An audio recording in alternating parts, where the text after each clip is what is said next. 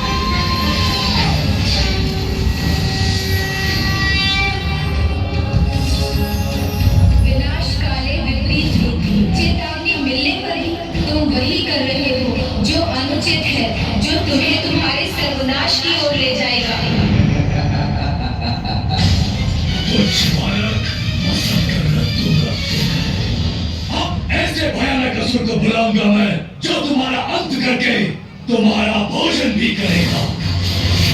अगली प्रतिरूप शीघ्र अंत करो इस बालक का। माँ की भक्ति जिसकी शक्ति है उसे कोई पराजित नहीं कर सकता।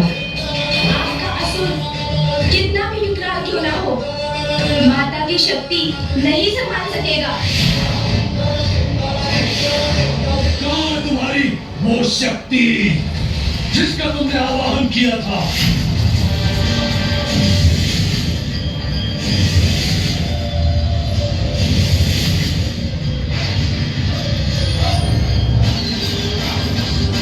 संतान की पुकार को माँ कभी अस्वीकार नहीं करती।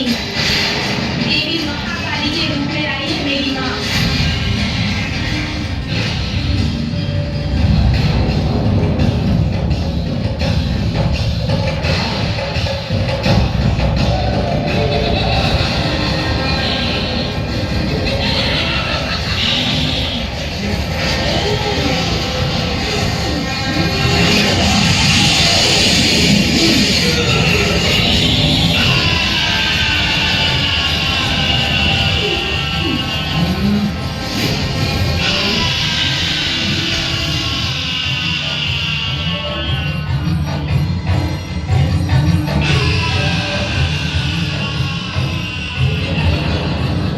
एक पुत्र का कर्तव्य होता है अपने माता पिता का सम्मान करना, उनके आदेशों का पालन करना, किंतु आपने उनसे उनका जीवन छीनने का प्रयास किया।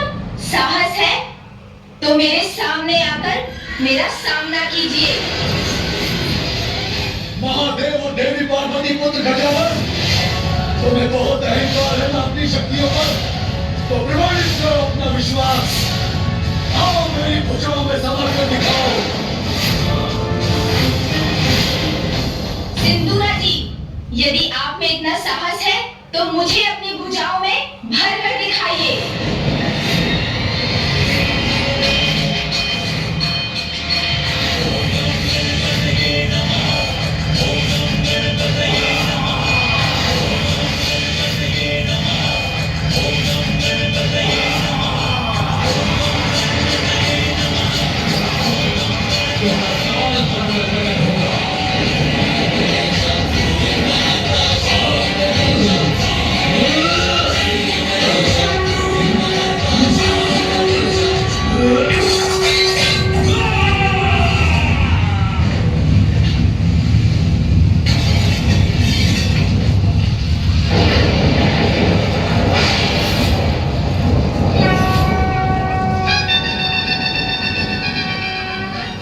गजानन, तुमने सिंदूरा के आतंक की काली छाया से हमें मुक्ति दिलाई, इसीलिए आज से तो गजानन ने भी क्या ये तो बहुत ही सुंदर और अद्भुत नाम दिया है आपने मुझे फूफा जी। और मैं तुम्हें वरदान देता हूँ पुत्र गजानन, आज के बाद कोई अस्त्र शस्त्र तुम्हें हानि नहीं पहुंचा सकेगा।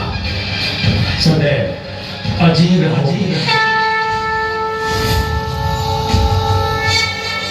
शेर गजानन की जय, शेर गजानन की जय, शेर गजानन